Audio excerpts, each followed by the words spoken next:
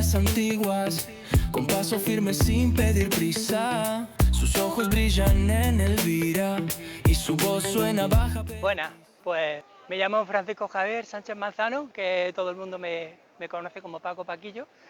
Soy escritor y vengo aquí a hablaros de mi última novela, Las tres vidas de Benjamín Cazenave, que presento el próximo día 25 en la Biblioteca Francisco Ayala de la Hípica, en donde me acompañarán Alejandro Santiago, que es el director de la editorial Nazarí, y Alejandro Pedregosa. Bueno, voy a hablaros un poquito de mí. Yo soy de Granada, nací aquí y empecé a escribir relatos aproximadamente a 2005-2006, empecé a presentarlos a premios, empecé a mejorar porque uno va aprendiendo pues, conforme va trabajando en la escritura y puliendo detalles y mejorando, y bueno, al final conseguí ganar algún concurso, ser finalista de certámenes, y eso me animó a intentar publicar ya mi primera novela. En 2007, mi primera novela, que no se llegó a publicar, pero fue finalista de un concurso literario, el premio Keller Volkswagen, quedó entre las 10 primeras, entre 400, y bueno, aunque al final no se publicó, me animó a que a lo mejor pues se podía hacer algo bueno que gustara, ¿no?, en el futuro. Así que en 2012 escribí mi primer libro que se publicó, que fue El Dios de la Ira, con editorial Dauro. Fue un libro del que yo quedé bastante contento y pues también me animó a seguir. Mientras tanto me he estado presentando a otros certámenes de relatos y de microrelatos y bueno, me ha ido bien. Y bueno, ya en 2017 publiqué el libro, quizás sea uno de los que más se conocen, que es el hombre de la gasolinera, ya me lío, El hombre de la gasolinera, con Esdrújula, y después la segunda parte en 2019, que es El centinela del desierto. Y mi último libro fue también con Esdrújula, fue en 2020, que fue El día azul de la venganza, que es un libro que se vendió muy bien porque estaba ambientado en la Herradura, y allí pues es un libro que gustó mucho y tuvo mucha aceptación, y a la gente, pues bueno, es verdad que alguna vez me han parado allí en la Herradura y me han comentado que es un libro que ha gustado bastante, ¿no? Bueno, es cierto que El día azul de la venganza se publicó en 2020 en plena pandemia y me quedé con la espina clavada un poquito de no poder publicar, de no poder hacer una presentación. Entonces, bueno, el hecho de que haya esta presentación ahora con Editorial Nazarí, con mi último libro, pues me hace doble ilusión porque tengo la espina clavada un poco de aquella presentación de 2020 que no se pudo hacer porque pilló en una pandemia. Y bueno, pues me va a hacer mucha ilusión pues, porque la compañía es magnífica también y espero que sea un éxito.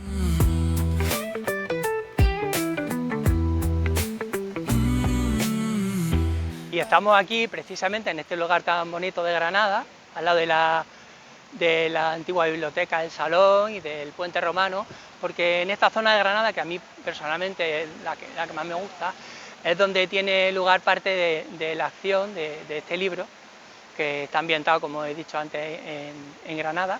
Y bueno, si os parece voy a leer un pasaje. Primero voy a leer una pequeña introducción del libro, para que haga una idea, y después voy a leer una parte de un sueño que tiene el protagonista que sí describe un poco esta zona. El darrono no le discute, solo baja y la nombra. Granada te llama, te atrapa, con sus playas y Sierra Nevada. En el año 2025, en la ciudad de Granada, igual que en el resto del mundo, la vida transcurría en blanco y negro. La lluvia de la mañana había cesado y en el cielo las nubes se fragmentaban dejando entre sí huecos resplandecientes. Los pájaros se sacudían y esponjaban sus plumas en las ramas de los árboles. Algunos vehículos circulaban despacio por las calles, levantando charcos de agua y salpicando a los peatones que paseaban con la cabeza agachada. En el horizonte, las puntiagudas torres de las iglesias parecían alejarse de la masa de aire contaminado que alimentaba a todos aquellos supervivientes. En Granada, Al igual que en el resto del mundo, los días nublados se sucedían uno tras otro. Nadie recordaba en qué consistía exactamente eso del color. Solo unos pocos privilegiados tenían constancia de la existencia de tal elemento. El contenido del universo, ahora, no guardaba relación con los matices cromáticos. Un plátano poseía un tono claro y manchitas oscuras. La sangre era un líquido denso que emanaba de las heridas. El mar en calma se asemejaba a un cristal sobre el que, en escasas ocasiones, se reflejaba el poder del sol. Si alguien hubiese preguntado a un granadino por el significado del color, habría notado una extraña expresión en su rostro, cierta incomodidad y una manifiesta tendencia a cambiar de tema. Bueno, así empieza el libro y ahora os voy a leer una parte que describe toda esta parte tan bonita de Granada, que es parte de un sueño. Al acabar el capítulo, noté que el suelo estaba sucio. Me levanté, me sacudí el pantalón y decidí inspeccionar la casa. Descubrí una escoba que se escondía detrás de la puerta de la cocina. No había visto una escoba como esa, nunca. En vez de amontonar la suciedad, parecía pelearse con ella. Una vez barrido el salón, abrí la ventana, porque se había levantado un poco de polvo. Entonces la escoba se elevó unos centímetros del suelo y quedó suspendida en el aire. El mango se inclinaba de un lado para otro como un péndulo. ¿Querría decirme algo? Coloqué las piernas entre el palo y al instante la escoba se elevó un poco más. Giró con mi cuerpo y salió por la ventana. Menudas horas para dar paseos, pensé, pero no dije nada. Manteniendo la altura del piso, una séptima planta, probé a cambiar el peso de un lado a otro y la escoba giró obediente a izquierda y derecha. Empujé suavemente el palo hacia adelante y la extraña nave comenzó a avanzar. Flotaba en el espacio, sobrevolando Poeta Manuel de Góngora en dirección a Cera del Darro. Giré la cabeza y vi el edificio que acababa de abandonar. Estaba completamente a oscuras, la única luz venía de la ventana que acababa de atravesar. Aterricé en la azotea del Corte Inglés. Me bajé de la escoba que permaneció en el aire sin moverse, me puse a correr de un lado a otro. ¡Qué alegre me sentía! Vi allí abajo, en la carrera de la Virgen, gente que se movía como hormiguitas. Me habría gustado arrojarle miguitas de pan. ¿Habrían querido que llovía maná? Luego me di la vuelta y alcancé el lado opuesto. Contemplé las luces de los coches y el brillo de los escaparates. Salté sobre la escoba y tiré del mango con fuerza, como si llevara toda la vida haciéndolo. Al instante me levé y me dirigí hacia el río. ¡Un momento!, exclamé, tirando del freno. ¿Y esas agujas que me señalan? ¡Ah, las afiladas torres de las angustias! De nuevo aceleré. Al pasar por el edificio Sánchez, me fijé en los áticos. ¡Qué maravilla! Y un impulso irresistible me obligó a defender de nuevo. Quería meter la mano en la piscina. Sí, uno de ellos disponía de una piscina iluminada. Espera, vengo ahora mismo, le solté a la escoba. Ella asintió. Me agaché y toqué el agua con la punta de los dedos. Se formaron ondas en la superficie. La energía de mi felicidad se expandió por todas partes. Me incorporé y giré lentamente sobre mi eje. Las casitas iluminadas del Socromonte, el campanero de la iglesia de San José de Calasanz, las montañas con los picos nevados, el palacio de congreso, la explanada donde a veces instalaban la noria. De repente se abrió una ventana corredera y una mujer salió a la terraza. Me amenazó con una sartén. Perdón, lo siento. Dese un baño por mí, le grité, ya desde la altura. A continuación me dirigí al paseo de los Basilios. Casi me trago un semáforo. Quien lo hubiese colocado a esa altura no había tenido en cuenta el tráfico de escobas voladoras.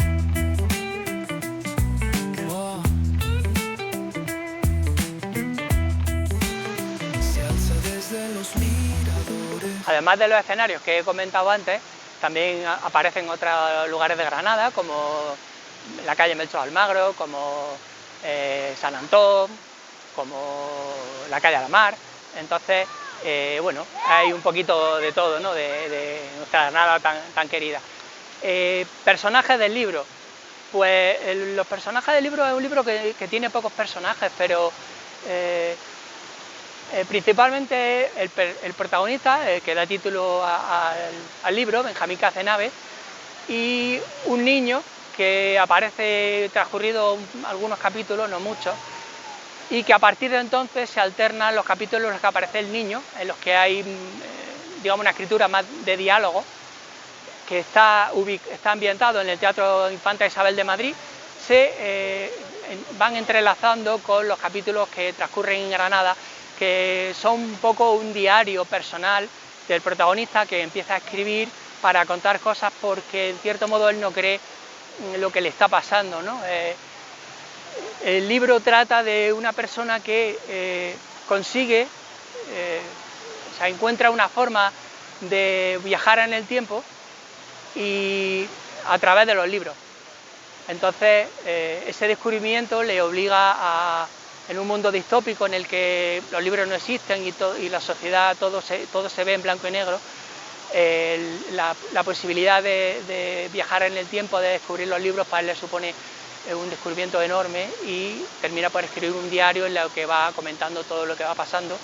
También la posibilidad de viajar en el tiempo. Y esto está más enfocado de forma introspectiva, se alterna con capítulos los que hay más diálogos, que son los capítulos en los que aparece un niño, ¿no? Que ya se sabrá qué papel tiene la historia, ¿no? Un papel bastante importante. Espalda, sus silencios queman despacio y su risa en los tablaos estalla. Yeah. Bueno, pues Las tres vidas de Benjamín Cazenave, ¿cómo surgió? Pues es una historia que me venía rondando en la cabeza hace muchos años, más de 10 años, pero he querido mentalmente ir preparándola para tenerla desarrollada del modo que yo quería.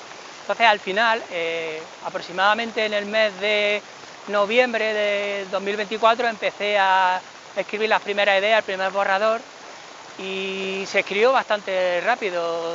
Lo empecé a escribir en diciembre y lo terminé en febrero. Después estuve hablando con Alejandro, que por la época de la Feria del Libro lo leyeron, les gustó, y bueno, y se va a publicar con Editorial Nazarí. Se ha publicado con Editorial Nazarí. Y a ver, mis objetivos con esta novela eran principalmente tres. Una, hacer una distopía, o sea, traerme con la ciencia ficción, que es algo que primero en Granada no se suele hacer mucho, y además es algo que yo quería hacer, cambiar un poquito, ¿no? Que había hecho siempre el tipo de novela negra. En segundo lugar, hacer un homenaje a la literatura que a mí me gusta, que era la literatura del siglo XIX, un homenaje a la literatura en general, ¿no? Pero sobre todo a la del XIX, que me gusta mucho.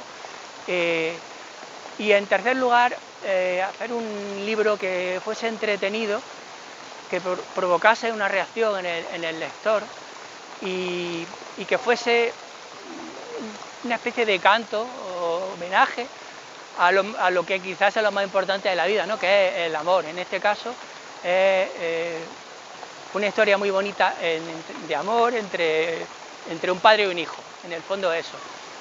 Entonces, bueno, ¿cómo hacerlo para hacer un compendio ahí? Pues me ha pasado muchas veces que al leer el libro, hay muchos ejemplos, por ejemplo, Murakami, en muchos de sus libros habla mucho de música, pero también comenta bastante de otros libros, habla de Hemingway, habla de otros autores, y entonces pasa que cuando lees un libro, la lectura de esos libros te lleva a otros libros, porque ese autor te habla de algo que tú no conocías, de autores más desconocidos, que tú te interesas por ellos. Entonces a mí me pasaba que yo quería hacer una especie de manual de consulta de buenos títulos, pero sin excederme, que no fuera un listado, ¿no? Absoluto por todos lados, de títulos de libros, de autores. Entonces había que buscar el equilibrio justo para que fuera una historia de acción que entretuviese, pero que también sirva para que la gente tenga ahí una especie de consulta de libros y de autores que a lo mejor no son conocidos, pero que merecen mucho la pena, por un lado. Por otro lado, un homenaje a mi hijo, a mi niño, porque creo que es muy bonito, ¿no? La complicidad y el amor que surge de padre a hijo. Y por otro lado, pues como he dicho ya, la distopía. Camina con fuego en la falda, pinta grafitis con mirada, no te dice que te quedes. Las tres vidas de Benjamín Cazenave está publicado por Editorial Nazarí, y está disponible a partir de la semana que viene en cualquier librería, en Babel, en Picasso, en las principales va a estar seguro, y en cualquier otra se podrá pedir bajo pedido, vamos. Bueno, voy a... También el día de la presentación. También se puede adquirir, por supuesto, el día de la presentación, a la que me encantaría aprovechar la ocasión para invitaros, que será el día 25 de septiembre, jueves, en la Biblioteca Francisco Ayala de la Hípica, a las 7 de la tarde. Y donde me acompañarán el editor, Alejandro Santiago, editor de Nazarí, y el escritor granadino Alejandro Pedregosa.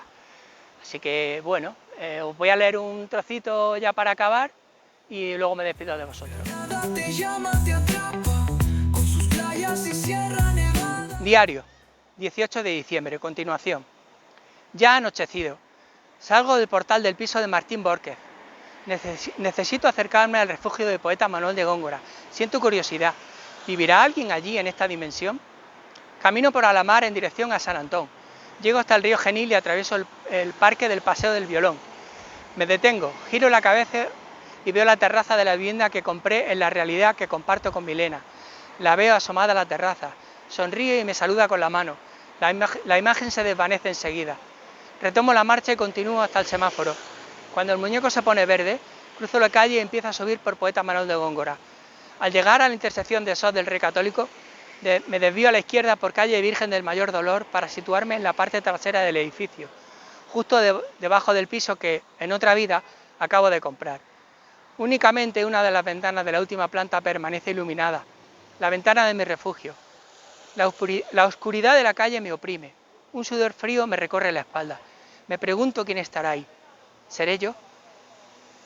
Bueno, pues muchas gracias y me gustaría veros en la presentación el jueves 25. Un abrazo. Dice que te quedes, pero te arranca las ganas.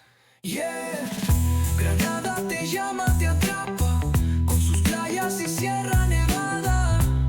Única como ninguna, duermes en sombra, despiertas en luna.